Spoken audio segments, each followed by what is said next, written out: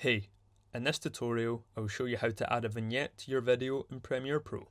To get started, I have a video on my timeline that I would like to add a vignette to.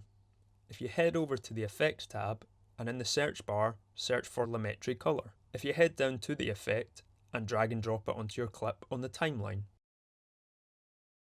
Next, head down to the Effect Control tab and head down to Lumetri Color, where you'll be able to expand the vignette settings.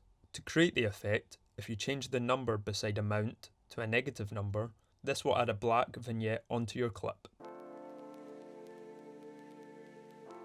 If you would prefer this vignette to be white, then alter the amount to a positive number. Now, we are almost there with the vignette. You can play with the midpoint, which will make your vignette larger, and you can also alter the feather, which will make the transition from vignette to video smoother. Thank you for watching. Goodbye.